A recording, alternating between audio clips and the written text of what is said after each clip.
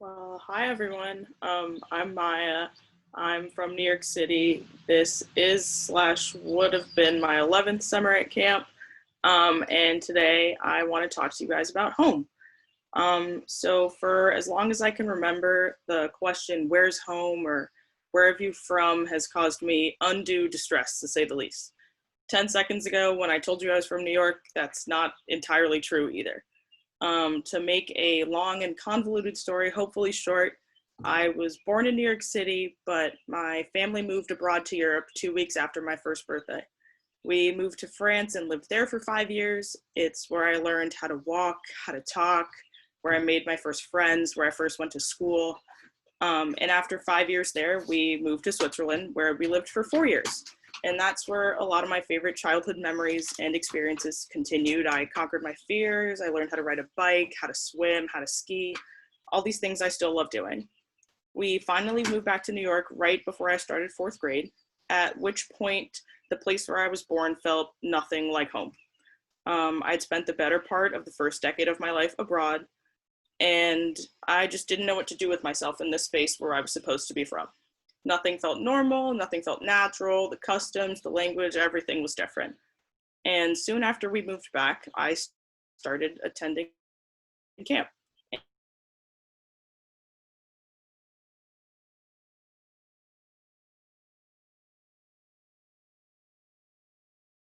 More complicated by my unconventional family structure, to say the least. There are four people in my immediate family, but we haven't all lived together since I was 14, at which point my brother left for college. But the real change came 2 years after that when my mom moved abroad for her job, at which point she lived in Switzerland, my dad and I lived in New York, and my brother lived on the West Coast for school. And my concept of a familial unit was completely upheaved and just changed forever. My parents are still together and they still live 3,000 miles apart. My dad lives in New York and my mom lives in Switzerland. So moving around as a kid, my family being spread far and wide, really fueled this insatiable quest for a long time. I longed to have one set home, someplace I'd spent my entire life, or one place I knew above all others I was from and belonged to. So I started telling people I was from New York City, born and bred, never left, where I was from, everything I loved about it. And while that's true on paper, it was easier to explain and easier to say. It never felt entirely truthful. I felt like I was always leaving a piece of myself behind. New York wasn't where I learned how to walk, talk, made my first friends, but it was where I learned how to be independent and ride the subway and stick up for myself and these things that I think define my personality now. But it also isn't where I made a lot of the other things that made me who I am. I haven't lived in Paris or Switzerland full time in a very long time, but it's still where I learned how to conquer my fears. It's where I feel the most at ease sometimes, and it's where my mom lives, so that makes it home too. I didn't even begin to filter New Hampshire into the equation until recently about all these places that I feel truly comfortable and I feel at home, because it just never felt permanent until college. And now college is ending in a year and it won't be permanent after that. So I don't even know if that meets my description. While at school in New Hampshire, though, this past year, I was reading Letter to My Daughter by Maya Angelou, who's one of my absolute favorite authors, and I was struck by a particular passage that reads as follows. I believe that one can never leave home. I believe one carries the shadows, the dreams, the fears, and the dragons of home under one's skin, at the extreme corners of one's eyes, and possibly in the gristle of the earlobe. So as I frantically searched for one or the home that I'd always longed for, I was blatantly ignoring everything that made all of the places I loved feel like home. Sure, home is four walls and a roof, but it's also the memories and the people associated with it that made those memories that make it feel like home in the first place.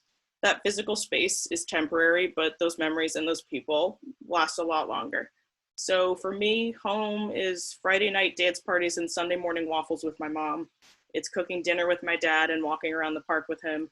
It's bickering or all out brawling with my brother, but it's also long car rides with camp friends and late city nights with home friends.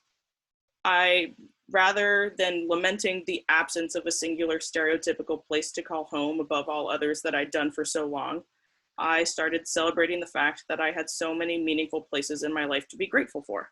I had camp in New Hampshire, and by extension, everyone I knew with it.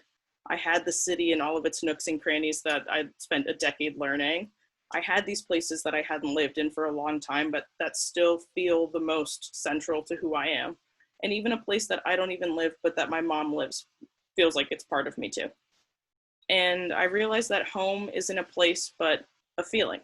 It's a sublime sensation of being calm, alive, connected, of being fully present in one's skin, of feeling completely at ease in a very hectic time. And so while we've all been locked up or cooped up inside of our houses for what feels like a really long time and what has been a really long time, and it's so easy to call that home, that isn't necessarily the only semblance of home that everyone has.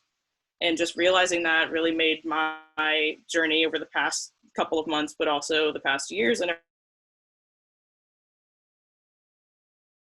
realizing that I didn't have to be defined by one singular space. I could be defined by every place I'd ever frequented where I'd felt at ease and where I felt at home, because the people there made me feel at home. So I'd like to take a second to think about all the people that make you feel at home wherever you go, and maybe you could thank them for it. That's all I got.